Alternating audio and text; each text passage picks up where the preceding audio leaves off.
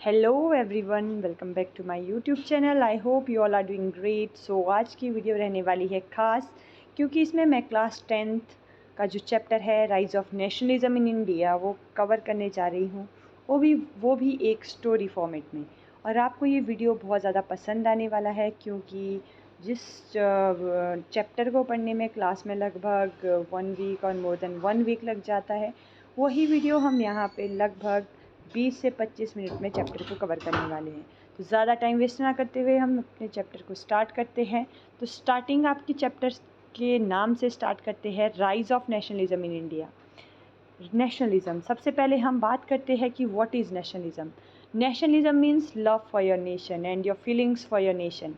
So as you know that India was a colony of Britishers for more than 200 years, and finally in 15th August 1947 India got independent from Britishers. So in this video lecture we will discuss that how Indian got independence, how our freedom fighters fought for the independence, और इसको हम एक एक करके step by step अपना chapter start करेंगे। तो सबसे पहले बात करेंगे हम वर्ल्ड वॉर फर्स्ट की, जो आपके बुक का फर्स्ट वाला पेज है, जिसमें बताया गया है कि what was the impact of world war first on India, और खिलाफत मूवमेंट क्यों स्टार्ट हुआ, नॉन कॉर्पोरेशन मूवमेंट क्यों स्टार्ट हुआ। तो सबसे पहले बात करते हैं ब्रिटिशर्स के बारे में। As you know that Britishers India में आए 1600 में, और यहाँ पे उन्होंने सबसे पहले ट्रेडिंग के पर्पज़ से आए थे।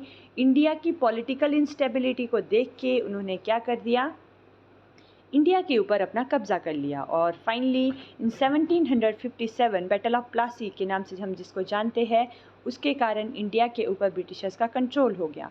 अब इंडियंस ने ऐसे क्या किया कि जिसके कारण ब्रिटिशर्स को इंडिया से फाइनली 1947 में बाहर जाना पड़ा। तो सबसे पहले बात करते हैं फर्स्ट वर्ल्ड वॉर की। फर्स्ट वर्ल्ड वॉर जो हुआ था वो हुआ था 1914 टू 1918। ठीक है, लगभग 4 साल तक आपका वर्ल्ड वॉर फर्स्ट चला था। और वर्ल्ड वॉर फर्स्ट के कारण बहुत सारी जो प्रॉब्लम्स है इंडियंस को फेस करनी पड़ी थी। फर्स्ट प्रॉब्लम क्या थी कि वर्ल्ड वॉर फर्स्ट के कारण जो एक्सपेंस है वो बहुत ज़्यादा बढ़ गया था। जब आर्मी को कहीं पे भी वॉर करना पड़ता है तो ऐसा तो नहीं है कि वो कुछ खाएंगे नहीं, पिएंगे नहीं, या उनके लिए वेपन्स की ज़रूरत नहीं पड़ेगी। So what they did, Britishers ने क्या किया, ज़्यादा से ज़्यादा आर्मी के एक्सपेंस को पूरा करने के लिए इंडियंस के ऊपर क्या कर दिए, वो उनको क्या है, टैक्सीज इंक्रीज़ कर दिए। जो सबसे पहला पॉइंट वर्ल्ड वॉर फर्स्ट का है जिसका इम्पैक्ट इंडियंस के ऊपर पड़ता है, that Britishers increase taxis on the Indians. मतलब पहला पॉइंट क्या था कि ब्रिटिशर्स ने इंडिया के ऊपर टैक्सीज लगा दिए थे। दूसरा पॉइंट ये था कि इसके कारण क्या है, डिफेंस एक्सपेंडिचर बढ़ गया था, जिसके कारण लोन एक्टिविटी सोसाइटी में बढ़ गई थी। और उसके साथ साथ ब्रिटिशर्स ने इंडिया में कस्टम ड्यूटीज़ को रेज कर दिया था, और प्राइस जो गुड्स थे, खाने पीने की जो सामान थी, उनके जो प्राइसेस है वो डबल हो गए थे। और जो नेक्स्ट पॉइंट है, force recruitment in the rural areas. और ब्रिटिशर्स ने अब पता क्या किया, उन्होंने ज़बरदस्ती इंडियंस को आर्मी में जाना वो कर दिया, बाधित कर दिया कि that you have to join in that British army, then only you can survive in India. और उसके अलावा 1918 टू 1919 के बीच में क्या होता है कि क्रॉप फेलियर हो जाता है, और जिसके कारण जो फूड की शॉर्टेज हो जाती है, लोगों को खाने पीने का सामान नहीं मिल रहा होता है। और according to the reports of 1921 ये बोला जाता है कि लगभग 12 से 13 मिलियन जो लोग हैं वो भूख के कारण मर गए थे। तो ये इम्पैक्ट थे वर्ल्ड वॉर फर्स्ट के। पहला पॉइंट की टैक्सेशन बढ़ गई थी, दूसरा कस्टम ड्यूटीज़ बढ़ गई थी, और खाने पीने के जो सामान था उसका प्राइजेस बढ़ गए थे, और साथ में जो फोर्स रिक्रूटमेंट थी आर्मी में उसको इंडियंस को जाना पड़ रहा था। और इसके अलावा द आइडिया ऑफ सत्याग्रह। अब यहाँ पे स्टार्ट होती है, एक हीरो की एंट्री होती है, और वो हीरो कौन है, महात्मा गांधी। सो 1915 में, जनवरी 1915 में महात्मा गांधी साउथ अफ्रीका से वापस लौटते हैं। एंट्री अब हो रही है उनकी, मेन फिल्म अब यहाँ से स्टार्ट होगी। तो महात्मा गांधी एंट्री करते हैं 1915 में, और यहाँ के बाद ही इंडियंस में जो नेशनलिज्म की फीलिंग को स्टार्ट करने का जो है मेन वो माना जाता है लीडर, वो है महात्मा गांधी। तो 1915 में उन्होंने इंडिया में वापस आए, और यहाँ पे उन्होंने कुछ सत्याग्रह चलाए। जो सत्याग्रह का मतलब क्या होता है, when we are finding the truth, searching the truth. और हम जब सच्चे हैं तो हमें वायलेंट होने की ज़रूरत नहीं है, ये मानना था महात्मा गांधी का। फिर महात्मा गांधी ने इंडिया में 3 मेन सत्याग्रह स्टार्ट किए, जिनके बारे में आप सभी को पता होगा। दैट फर्स्ट वन इज सत्याग्रह था आपका चंपारण सत्याग्रह।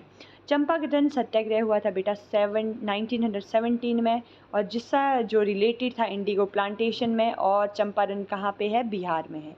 तो चंपारण जो मूवमेंट है वो महात्मा गांधी ने 1917 में स्टार्ट किया, and it's main purpose was against the British policy. The policy was Indigo plantation.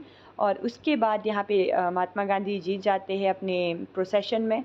और दूसरा जो मूवमेंट इंडिया में स्टार्ट किया जाता है उसका नाम था खेड़ा सत्याग्रह। खेड़ा सत्याग्रह भी 1917 में होता है। ये स्टार्ट किया जाता है क्रॉप फेलियर के कारण, क्योंकि पीजेंट को यहाँ पे अपना रेवेन्यू नहीं दे पा रहे थे, बट ब्रिटिशर्स उनसे ज़बरदस्ती जो है रेवेन्यू मांग रहे थे। फिर उसके बाद महात्मा गांधी 1918 में एक न्यू जो है सत्याग्रह स्टार्ट होता है, और जिसका नाम होता है अहमदाबाद सत्याग्रह। अहमदाबाद सत्याग्रह मेनली स्टार्ट किया जाता है इंडस्ट्रियल जो वर्कर होते हैं मिल, उनको एक्चुअली वहाँ पे प्रॉपर सैलरीज नहीं मिल रही थी, तो उन्होंने महात्मा गांधी से हेल्प लिया, और फाइनली वहाँ पर भी उनको सक्सेसफुल जो है मूवमेंट उनका रह जाता है। फिर नेक्स्ट जो स्टेप होता है 1918 के बाद, एग्जैक्ट 1 साल बाद 1919 में जो है रॉलेट एक्ट पास होता है। ब्रिटिशर्स ने एक लॉ पास किया कि if somebody will speak against the Britishers, उसको पॉलिटिकल प्रिजनर, मतलब कोई भी पॉलिटिक्स वाला बंदा जो भी ब्रिटिशर्स के खिलाफ बोलेगा उसको जेल में डाल दिया जाएगा। और जो रॉलेट एक्ट था उसको ब्लैक लॉ के नाम से भी जाना जाता है, क्योंकि इसमें इंसान को 2 साल के लिए जेल में डाल दिया जाता था विदाउट एनी इन्फॉर्मेशन, और उसको ना तो अपील ना तो कोई एडवोकेट हायर करने की परमिशन नहीं थी। और गांधी जी ने 1919 में डिसाइड किया कि वो क्या करेंगे, सत्याग्रह चलाएंगे और रॉलेट एक्ट को अपोज करेंगे। और उसके बाद क्या होता है कि 6 अप्रैल 1919 को लोग क्या कर रहे थे कि सोचा था कि हम लोग वो करेंगे, नॉन कॉर्पोरेशन मूवमेंट स्टार्ट करेंगे, बट ऐसा नहीं हो पाता है। और उसके बाद रॉलेट एक्ट के बाद 13 अप्रैल और 1919 को एक बहुत ही बड़ा इंसिडेंट होता है, जिसको जलियांवाला बाग इंसिडेंट के नाम से भी जाना जाता है। इसमें लगभग बहुत सारे हज़ारों लोगों की जान चली जाती है, और जनरल डायर अब कमांड अपने हाथों में ले लेते हैं, और मार्शल लॉ चला होता था। तो बट लोग बैसाखी मनाने वहाँ पे जलियांवाला बाग में इकट्ठे हुए थे, और जिसके कारण बहुत सारे लोगों की जान चली जाती है। अब इनका जो मेन मोटिव था जलियांवाला बाग इंसिडेंट करने का, वो ये था कि ताकि लोगों के ऊपर क्या हो सके, प्रोड्यूस अ मॉरल इफ़ेक्ट, मतलब कि आगे चल के कोई भी इस तरह के ब्रिटिशर्स के खिलाफ ना लड़े और वो चुपचाप ब्रिटिशर्स के रूल को सहते रहे। आफ्टर दैट जब लोगों को पता चला कि जलियांवाला बाग इंसिडेंट हुआ है, तो लोगों ने क्या करना शुरू कर दिया, गवर्नमेंट बिल्डिंग्स को तोड़ना शुरू कर दिया। सत्याग्रहीज ने जितने भी एरियाज़ थे ब्रिटिशर्स के, उसके ऊपर अटैक करना शुरू कर दिया। चारों तरफ वायलेंस ही वायलेंस फैल गई। और after that Mahatma Gandhi now felt that he need to launch a broad movement. और उसके बाद महात्मा गांधी डिसाइड करते हैं कि मुझे एक न्यू मूवमेंट स्टार्ट करना चाहिए, और जिसमें वो सोच रहे थे कि अकेले हिंदूज़ ये नहीं कर सकते, तो उन्होंने डिसाइड किया कि हम क्या करते हैं, मुस्लिम्स को अपने साथ लेते हैं। तो फिर 1919 में एक अनदर जो मूवमेंट है वो स्टार्ट होता है, जिसे बोला जाता है खिलाफत मूवमेंट, जिसमें अली ब्रदर्स सैयद अली और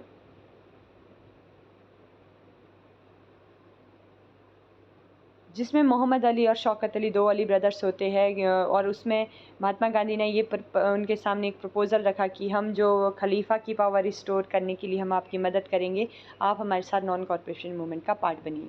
दैन आफ्टर दैट 1920 को नॉन कॉर्पोरेशन मूवमेंट स्टार्ट हो जाता है। और नॉन कॉर्पोरेशन मूवमेंट सिटीज़ में इस तरह से शुरू होता है कि जितनी भी गवर्नमेंट स्कूल्स, ऑफिसेज, बिल्डिंग्स थी, या जहाँ पर भी जो जॉब कर रहे थे, उन्होंने अपनी सारी जॉब्स छोड़ दी। और उसके बाद उन्होंने क्या किया कि जितने भी खादी क्लोथ थे उसको पहनने से मना कर दिया। और उसके अलावा बोला गया कि हम फॉरेन गुड्स को यूज़ नहीं करेंगे, और लिकर शॉप, शराब की दुकानें क्या है, बंद कर दी गई। और फाइनली 1920 में जो है 1920 में वहाँ पे कांग्रेस का सेशन होता है नागपुर में, वहाँ पे डिसाइड कर दिया जाता है कि हम क्या है, नॉन कॉर्पोरेशन मूवमेंट को स्टार्ट कर देंगे। तो इस तरह से नॉन कॉर्पोरेशन मूवमेंट स्टार्ट होता है, और सिटीज़ में लोगों ने अपनी सारी जॉब्स को छोड़ दिया था। लिकर शॉप, शराब की शॉप्स को उनको उखाड़ कर फेंक दिया था। जो नॉन कॉर्पोरेशन मूवमेंट था वो डिफरेंट एरिया में अलग अलग था। तो मेनली जो नॉन कॉर्पोरेशन मूवमेंट है उसमें महात्मा गांधी, मोहम्मद अली और शौकत अली ने बहुत इंपॉर्टेंट रोल प्ले किया है, जिसमें हिंदू मुस्लिम्स एक साथ आए थे। और नॉन कॉर्पोरेशन मूवमेंट का जो मेन ऑब्जेक्टिव था दैट वाज स्वराज की, मतलब ये हम लोगों के ऊपर ब्रिटिशर्स का राज ना हो, इंडियंस ही अपने ऊपर राज करे। And then afterward the movement in the towns and rebellion in the countryside, swaraj in the plantation. Movement in the town में क्या हुआ कि लोगों ने, जो मैंने आपको पहले बोला कि नॉन कॉर्पोरेशन मूवमेंट टाउन्स में कैसे अनफोल्ड हुआ, वहाँ पर लोगों ने अपनी जॉब्स छोड़ दी, बच्चों ने अपने स्कूल छोड़ दिए, इवन जो भी लॉयर अपनी प्रैक्टिसेस कर रहे थे वो सब कुछ छोड़ दिया, फॉरेन गुड्स मतलब जितना भी बाहर से फॉरेन क्लोथ्स आ रहे थे उसको यूज़ करना बंद कर दिया। फिर rebellion in the country side, मतलब गाँव में लोगों ने कैसे नॉन कॉर्पोरेशन मूवमेंट को सपोर्ट किया, तो इसके लिए उन्होंने क्या किया कि रूरल एरिया में मैक्सिमम जो लोग थे वो एग्रीकल्चर एक्टिविटीज़ में इन्वॉल्व हुआ करते थे। तो उस टाइम पे क्या था कि अवध में पीजेंट, एक जो इंसिडेंट है आपकी बुक में that is Awadh peasantry group. Awadh peasantry group का जो है वो लीडरशिप बाबा रामचंद्र कर रहे थे, वो सन्यासी थे। तो उन्होंने वहाँ पर बेगार सिस्टम जो चल रहा होता था अवध में, उसके खिलाफ वो लड़े, लैंडलॉर्ड्स और तालुकदास के खिलाफ, और फाइनली वो वहाँ पे सक्सेसफुल भी हो जाते हैं। और उसके बाद जवाहरलाल नेहरू अवध किसान सभा को क्या करते हैं, सेटअप करते हैं, और बाबा रामचंद्र इसके जो है हेड कंसीडर किए जाते हैं। और बाबा रामचंद्र भी महात्मा गांधी के बहुत बड़े फॉलोवर थे, स्वराज इन द प्लांटेशन। फिर क्या हुआ कि 1859 में क्या हुआ कि मैक्सिमम जो इंडियंस थे, जो गरीब लोग थे, they were working in the plantation worker, मतलब वो क्या थे, टी प्लांटेशन में काम करते थे। और ट्री प्लांटेशन में काम करने के कारण उनको क्या किया गया था, उनको उस ज़मीन से बाहर जाने की परमिशन नहीं थी, वो घर नहीं जा सकते थे, उनको टी प्लांटेशन एरिया में ही रहना पड़ता था। फिर 1859 के अकॉर्डिंग कि कोई भी प्लांटेशन वर्कर परमिटेड नहीं था कि अपने एरिया से बाहर जा सके। फिर क्या होता है कि जब प्लांटेशन वर्कर्स को भी पता चलता है कि ऐसे नॉन कॉर्पोरेशन मूवमेंट इंडिया में चल रहा है, तो वो क्या कर देते हैं, उन पर्टिकुलर प्लांटेशन एरिया से थाउजेंड्स ऑफ वर्कर्स वहाँ से भाग जाते हैं, और वो सोचते हैं कि अब हम इंडिपेंडेंट हो गए हैं, बट फाइनली उनको रेलवे स्टेशन में पकड़ दिया जाता है। ठीक है, due to this in 1922 Mahatma Gandhi withdraw the non corporation movement.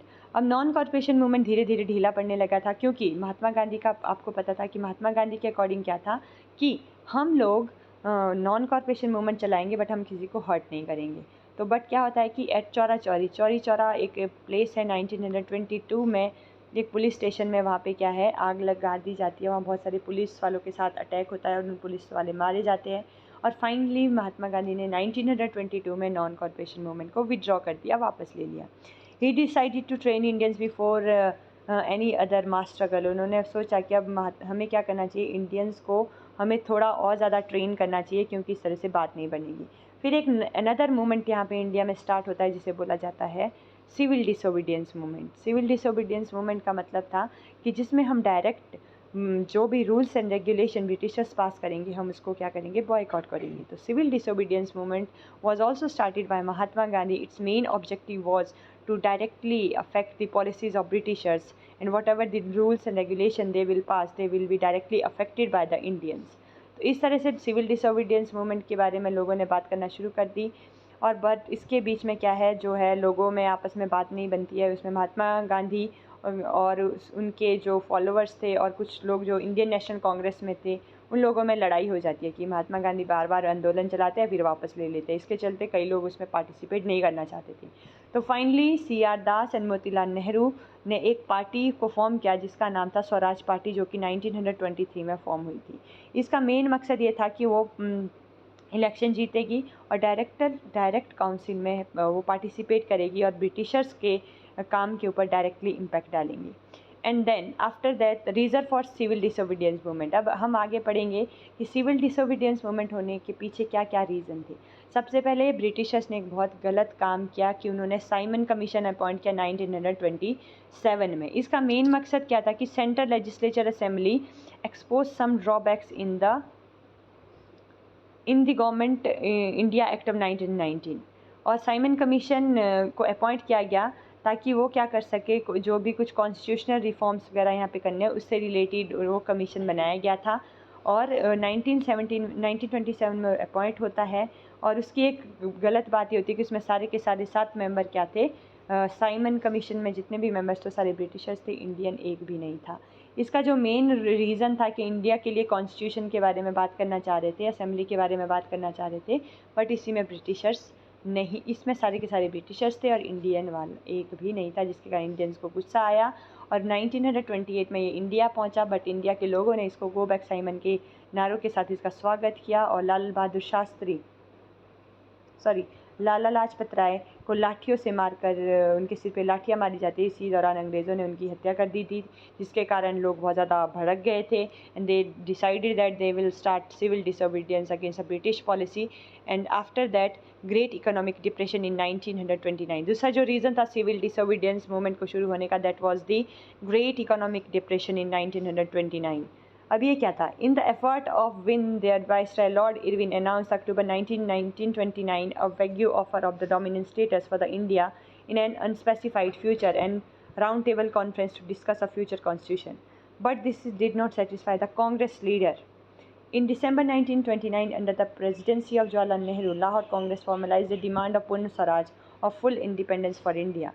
It was declared that India, 26th of January 1930, would be declared as the independence for the people of India. Great Economic Depression 1929. अब इससे पहले क्या हुआ कि Lord Irwin क्या बोलते हैं कि ये इंडियंस ज़्यादा सिविल डिसोबीडियंस मूवमेंट स्टार्ट ना करें, तो उन्होंने क्या किया कि 1929 में डोमिनेंट स्टेटस का एक प्रपोजल रखा इंडियन के सामने, और जो कहाँ पे रखा गया था? सेकंड राउंड टेबल कॉन्फ्रेंस में, और महात्मा गांधी उसमें पार्टिसिपेट करते हैं। बट जो डिमांड्स 11 डिमांड्स इंडियंस ने रखी थी वो उसको पूरा नहीं करते हैं। फिर उसके बाद 1929 में जवाहरलाल नेहरू ने लाहौर जो कांग्रेस का सेशन हुआ था वहाँ पर पूर्ण स्वराज की डिमांड रखी और ये डिसाइड किया गया कि 26 जनवरी 1930 से हम क्या है जो है इंडिपेंडेंस डे मनाना शुरू करेंगे। बट अनफॉर्चुनेटली हम इंडिपेंडेंट नहीं होते 1930 में, तो 26 जनवरी को आज की डेट में भी रिपब्लिक डे के नाम से जाना जाता है, मनाया जाता है, क्योंकि 26 जनवरी 1930 में लाहौर सेशन में डिसाइड किया गया था। ग्रेट इकोनॉमिक डिप्रेशन, अब 1929 में और क्या चीज़ें होती है जिसके कारण हमारे इंडिया की इकोनॉमी बहुत ज़्यादा क्या है गिर जाती है? The depression had been effect of the agriculture industrial goods, poverty increase. 1930 में जो पॉवर्टी है वो हाई हो गई थी, इंक्रीज़ हो गई थी। क्यों? क्योंकि यहाँ पे लोगों के ऊपर टैक्सेस ज़्यादा लग रहे थे, प्रोडक्शन ज़्यादा नहीं थी। Because of these two reasons का रजिस्टर सिविल डिसोबीडियंस मूवमेंट। इसी के कारण महात्मा गांधी ने क्या किया कि एग्रीकल्चर में प्रोडक्शन नहीं हो रही थी, इंडस्ट्रियल गुड्स भी अच्छे से प्रोड्यूस नहीं हो रहे थे, बिक नहीं रहे थे, जिसके चलते महात्मा गांधी ने सिविल डिसोबीडियंस को शुरू कर दिया। अब ये सिविल डिसोबीडियंस मूवमेंट क्या था? Civil disobedience is the active refusal of a citizen to obey certain laws, demand और command of the government. Simple language में कि सिविल डिसोबीडियंस मूवमेंट एक ऐसा मूवमेंट था जिसमें गवर्नमेंट की पॉलिसीज़ को डायरेक्टली नेगलेक्ट किया गया था। If government will pass any law, any rule for the country, for the India, Indians will not support that law. Before civil disobedience movement 31 जनवरी 1930 एक बहुत ही इंपॉर्टेंट इवेंट है जो आपके चैप्टर में, that is salt march. Civil disobedience movement को start करने का जो फर्स्ट स्टेप था that was the salt march. On 31 जनवरी 1930 गांधी जी ने वाइसरॉय इरविन को एक लेटर भेजा जिसमें 11 डिमांड्स रखी गई थी। Demand belong to the different classes like abolishment of salt tax, decreasing land revenue, decreasing the land revenue, abolition of salt law. Irwin mentioned Gandhi ji demand unrealistic. But Irwin ने क्या बोला, जो ये 11 डिमांड तुमने रखी है कि सॉल्ट लॉ को हमने ख़त्म नहीं करेंगे या लैंड रेवेन्यू ख़त्म नहीं करेंगे, तो लॉर्ड इरविन ने उसको क्या एक अनरियलिस्टिक डिमांड माना था। Mahatma Gandhi right another letter and ultimatum that if the demands were not fulfilled by 11th of March, the Congress would launch a civil disobedience movement, but Irwin was unwilling to negotiate. So यहाँ पे Lord Irwin Mahatma Gandhi की बातों को अनदेखा करता है, जिसके चलते सिविल डिसोबीडियंस मूवमेंट को चलाने का है वो आदेश दिया जाता है। So Gandhi ji started civil disobedience movement with salt march. Salt march क्या है? ये है आपका जो है 1930 में स्टार्ट होता है, 12 मार्च 1930 को ये स्टार्ट होता है, और इसमें महात्मा गांधी लगभग 240 जो है मील का उन्होंने सफ़र तय किया था। ये जर्नी उन्होंने अपनी साबरमती आश्रम से स्टार्ट की थी विथ 78 डिसिपल, अपने 78 शिष्य के साथ, और लगभग उन्होंने दिन में 10 मील का ये सफ़र पूरा करते थे। और फाइनली ये वहाँ डांडी जाकर इन्होंने पानी उबाला और सिविल डिसोबीडियंस का जो स्टेप है वो पूरा किया और सॉल्ट मार्च का कानून तोड़कर सिविल डिसोबीडियंस की शुरुआत की। एंड इस तरह से जो सिविल डिसोबीडियंस मूवमेंट इंडिया में स्टार्ट हो जाता है विद द सॉल्ट लॉ। फिर how it is different from non corporation movement. दो चीज़ें। अब यहाँ पे नेक्स्ट क्वेश्चन आपका ये बनता है कि नॉन कॉर्पोरेशन मूवमेंट से सिविल डिसोबीडियंस मूवमेंट कैसा अलग है। सिविल डिसोबीडियंस मूवमेंट में हमने क्या पढ़ा कि सिविल डिसोबीडियंस मूवमेंट में फॉरेन जो चीज़ है उसको तो बॉयकॉट किया ही गया, साथ में डायरेक्ट जो इसका इम्पैक्ट किसके ऊपर पड़ा, पॉलिसीज़ के ऊपर। मतलब ब्रिटिश गवर्नमेंट जो भी पॉलिसी निकालेगी, रूल्स निकालेगी, उसको हम नहीं मानेंगे। बट नॉन कॉर्पोरेशन मूवमेंट में ऐसा नहीं था, वहाँ पे सिर्फ चीज़ों को यूज़ करने से मना कर दिया था। फॉर एग्जांपल टाइटल्स छोड़ दिए थे, जॉब्स छोड़ दी थी, और लीगल प्रैक्टिसेस छोड़ दी, और लिकर शॉप्स को हटा दिया गया था। बट सिविल डिसोबीडियंस मूवमेंट में डायरेक्टली उनके लॉज एंड रेगुलेशन को टारगेट किया गया था और उनके अकॉर्डिंगली काम करना बंद कर दिया गया था। And Abdul Ghaffar Khan, a devotee disciple of Gandhiji, was arrested in April 1930, and month later Gandhiji was also arrested. अब Abdul Ghaffar Khan, who is also known as the frontier Gandhi, मतलब वो महात्मा गांधी के फ्रंटियर कहा जाते हैं कि वो उनकी तरह ही थे, क्योंकि उनके खास शिष्य में से एक थे। तो 1930 को ब्रिटिशर्स परेशान होकर अब्दुल गफ़ार खान को क्या कर देते हैं, अरेस्ट कर देते हैं, और कुछ महीने के बाद, एक महीने के बाद महात्मा गांधी को भी अरेस्ट कर देते हैं। About 1 lakh people were arrested. सोचो कि 1 लाख आदमी को जेल में डाल दिया गया था। अब फिर से महात्मा गांधी डिप्रेशन में चले गए और उन्होंने बोला कि चलो अब वापस ले लेते हैं सिविल डिसोबीडियंस मूवमेंट को। इसके चलते 1931 में ही Mahatma Gandhi non corporation movement को वापस ले लेते हैं। And by Gandhi Irwin pact. उसके बाद 5 मार्च 1931 को गांधी इरविन पैक्ट होता है। गांधी इरविन पैक्ट कहाँ पे होता है? सेकंड राउंड टेबल कॉन्फ्रेंस होती है लंदन में, और in London and government agree to release the prisoners. और यहाँ पे गांधी इरविन पैक्ट का जो मेन मोटो ये था कि जितने भी प्रिजनर्स, पॉलिटिकल प्रिजनर्स हैं इंडिया के, उनको छुड़ा दिया जाए। पहले इरविन ने माना कि हाँ हम उनको छोड़ देंगे, पर जब महात्मा गांधी वहाँ पे लंदन पहुँचे, उन्होंने ये सारी चीज़ों को करने से रिफ्यूज़ कर दिया, और जिससे रिफ्यूज़ होकर महात्मा गांधी वापस आ जाते हैं, परेशान होकर वापस आ जाते हैं, और फिर से सिविल डिसोबीडियंस मूवमेंट इंडिया में स्टार्ट कर देते हैं। और ये लगभग 1934 तक चलता है, जिसके कारण जो है लोगों का मोमेंटम था, जो एक तरह का जो लोगों का वो था कि किस तरह से हम इकट्ठा होकर ब्रिटिशर्स को बाहर निकाल सकते हैं, वो बहुत बड़ा यहाँ पे रीज़न बन जाता है कि सिविल डिसोबीडियंस काफ़ी सक्सेसफुल रहता है 1934 तक। और हाउ पार्टिसिपेंट्स और द मूवमेंट, हर एक पुअर सेक्शन के लिए सिविल डिसोबीडियंस मूवमेंट अलग था, और बिजनेसमैन के लिए अलग था, इंडस्ट्रियल वर्किंग क्लास के लिए अलग था, रिच फार्मर लैंडलॉर्ड्स। अब इन जो रिच फार्मर थे, लैंडलॉर्ड्स थे, इन्होंने क्या कर दिया कि ब्रिटिशर्स की पॉलिसीज़ को डायरेक्टली इम्पेक्ट करना शुरू कर दिया। और उसके बाद जो पुअर पीजेंट्स थे, पुअर पीजेंट्स ने क्या किया कि नो रेंट, उन्होंने क्या किया कि जो लैंडलॉर्ड्स थे उनके अंडर काम करना मना कर दिया, और बिजनेस क्लास ने जो भी प्रोडक्शन होती थी उसको अपने बेस पे करना शुरू कर दिया, वो उसमें ब्रिटिशर्स के इम्पैक्ट को उन्होंने बंद कर दिया। और वुमेंस जो अभी तक किसी भी मूवमेंट में पार्टिसिपेट नहीं ले रही थी, अब वो सिविल डिसोबीडियंस मूवमेंट में पार्ट ले रही थी। अब लिमिटेशंस क्या थी सिविल डिसोबीडियंस मूवमेंट की, कमियाँ क्या थी? सिविल डिसोबीडियंस की मूवमेंट की कमियाँ ये थी कि the Congress ignore the Dalits for fearing of the offending high class Hindus, Sanatanis. The Congress ignored the Dalits from the fearing of offending Sanatanis. अब जो कांग्रेस थी, जब कांग्रेस की फॉर्मेशन हुई थी, उसके बाद ही मेनली जो कांग्रेस में मैक्सिमम लोग थे वो इससे बिलोंग करते थे, वो हिंदूज थे, जो सनातनीज खुद को कहलाया करते थे। तो उनके अकॉर्डिंग कि जो दलित है उनको इसमें पार्टिसिपेट नहीं करना चाहिए, जिसके कारण ये सिविल डिसोबीडियंस के ना चलने का सबसे बड़ा कारण ये है कि जो दलित से वो अपने आप को इस मूवमेंट से अलग कर बैठे। But Mahatma Gandhi called untouchable Harijan children of gods. But Mahatma Gandhi ने भी उनको अपनी तरफ खींचने के लिए बड़ा प्रयास किया, और finally he called Dalits as children of God, और हरिजन के नाम से भी उनको जाना जाता है। Doctor B.R. Ambedkar, who organize the Dalits in the depress classes, 1932 में पूना पैक्ट होता है, जिसमें B.R. अम्बेडकर और महात्मा गांधी एक पैक्ट साइन करते हैं, जिसके अकॉर्डिंग जो है दलित कम्युनिटी को रिजर्व क्लासेस दी गई, रिजर्व सीट दी गई इलेक्शंस में।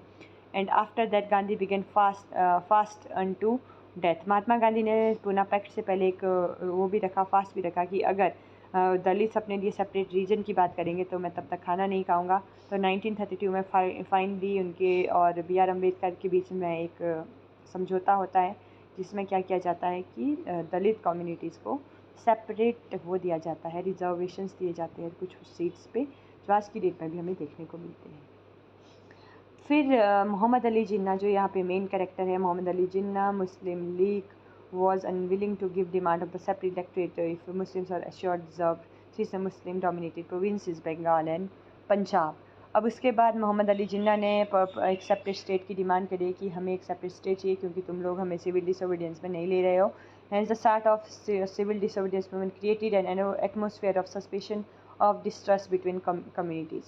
तो सिविल डिसोबीडियंस मूवमेंट की सबसे बड़ी कमी ये है कि इसने डिफरेंट कैटेगरीज़ को इग्नोर किया, such as Dalits and Muslims, जिसके कारण दलित्स ने भी अपने लिए रिज़र्व सीट्स की डिमांड की और साथ में मुस्लिम्स ने भी अपने लिए सेपरेट नेशन की डिमांड की, और जिसका नेतृत्व मोहम्मद अली जिन्ना कर रहे थे, और वहाँ से दलित्स का जो नेतृत्व वो बी आर अम्बेडकर कर रहे थे। तो पूना पैक्ट होता है। तो इस तरह से जो हमारा ये चैप्टर है वो क्लियर हो जाता है।